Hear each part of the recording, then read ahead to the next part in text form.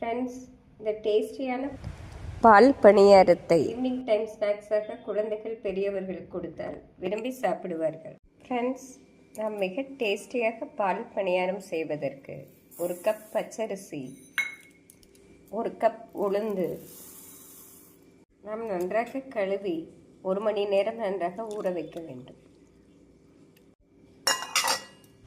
நாம் பால் பணியாரத்துக்கு தேங்காய் பால் எடுத்து விடலாம்.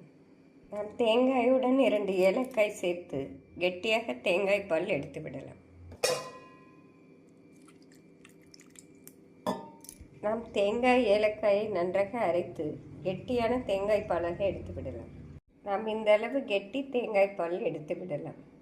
பச்சரிசி உளுந்து 1 மணி நேரம் நன்றாக ஊறிவிட்டது. இப்பொழுது நாம் மிக்ஸி ஜாரில் அரைத்து விடலாம்.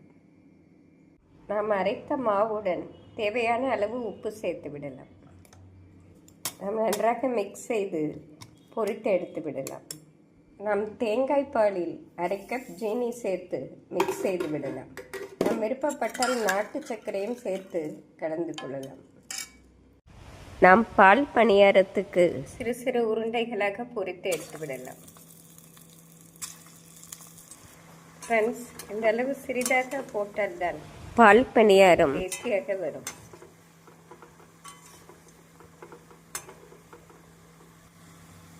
நாம் கோல்டன் ப்ரௌன் கலர் ஆகவும் எடுத்து விடலாம். நாம் இந்த அளவு வெந்து வரவும் எடுத்து விடலாம்.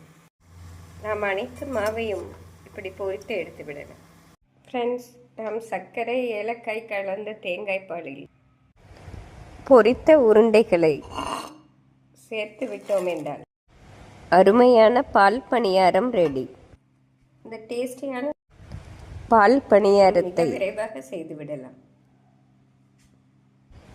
இந்த டேஸ்டியான பொரித்த பால் பணியாரத்தை ஈவினிங் டைம் ஸ்நாக்ஸாக குழந்தைகள் பெரியவர்களுக்கு கொடுத்தால் விரும்பி சாப்பிடுவார்கள்.